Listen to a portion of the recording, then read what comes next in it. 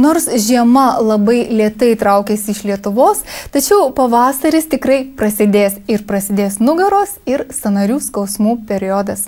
Miestiečiai išvažiuos į gamtą pasportuoti, į savo sodus, į savo daržus padirbėti. Kaimiečiai ištisai dirba sunkius fizinius darbus ir būdami toli nuo medicinos centrų negali išsitirti savo sveikatos. O juk yra žmonių, kurie visą gyvenimą dirba sunku fizinį darbą ir kenčia nugaros ir sąnarių skausmus. Šių skausmų priežasčių tikrai gali būti labai daug, o gydymo būdas tik vienas. Koks gydys? Artėja pavasaris, greit prasidės sodo žemės ūkio darbai ar miestiečių iškylos gamtoje. Pastarieji, nevertinę savo jėgų, dažnai iš užmiesčio grįžta pasitempę nugaras ar sprandus. Skirtingai skauda miesto ir kaimo gyventojams, galima taip pasakyti. Miesto gyventojams tai yra labai dažnai tai susiję su tokiu palyginus nedideliu fiziniu aktyvumu, kuris trunka tą, sakykime, keletą mėnesių šaltų, apsnigtų ir panašiai.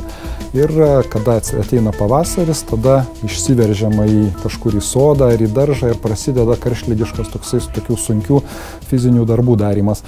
Ir tada raumenys yra nepripratę ir nugaros skausmas, kad surakina, yra labai tas būdinga. Kaimo gyventojams, jau labiau, kad šiais laikais kaime turbūt gyvena žymiai daugiau didesnė proporcija senyvo amžiaus žmonių, labiau būdinga degeneracinės ligos, tai yra tokios kaip artrozės, tai yra kelių, klubų sąnarių, ir to paties stuburo gali būti skausmai. Jie taip pat yra tada susiję su tuo, kad yra artrozė, ten yra pastovus uždegimas ir padidėjęs fizinis krūvis, jis tą uždegimą sustiprina. Ir žmogui iš tikrųjų tada skausmas gali paūmėti ir taip pat tokioj situacijoje palengvinti situaciją, padėti nejausti skausmą, padėti dirbti tuos darbus, užgesinti uždegimą, gali padėti Spinax. Kaimo vietovėse šiuo metu gyvena nemažai vyresnių nei 50 metų žmonių. Įpratę prie fizinio darbo, tokie žmonės retai pasitempia raumenis. Juos nugaros ar sąnarių skausmai kamuoja dėl kitų priežasčių. Vyresniame amžiuje ima vystytis artritai, tai ligos, kurios pažeidžia sąnarį. Nuo ilgalaikio fizinio darbo, po kurio laiko apie save pradeda priminti buvę nugaros patempimai, galbūt jau virtę vadinamosiomis stuburo išvaržomis. Spinaxą galima vartoti, jeigu, pavyzdžiui, skauda nugarą? Taip, Spinaxą galima vartoti ir tais atvejais, kada skauda nugarą, ir tai yra ypatingai svarbu tiems, kurie turbūt neužilgo, atėjus pavasariui, pradės dirbti soduose ir daržuose, todėl kad labai dažnai tai yra susiję su neįprastai padidėjusiu, staiga padidėjusiu krūviu, priverstinė kūno padėtimi ir atsiranda aibė visokių vėlgi kitų priežasčių, kodėl mums pradeda skaudėti sąnarius. Pavyzdžiui, nugarą gali pradėti skaudėti dėl keleto dalykų. Vienas dalykas, tiesiog raumenys yra neįpratę dirbti arba dar ne visai tokia taisyklinga stuburo padėtis, laikysena ir kažkurie raumenys nedirba tiek, kiek reikia, kažkurie raumenys persitempia. Persitempęs raumo, apimtas uždegimo, jis dar labiau spazmuoja, tada pablogėja kraujotaka ir taip atsiranda uždegimas. Spinax gelis šitai situacijai puikiai tinka.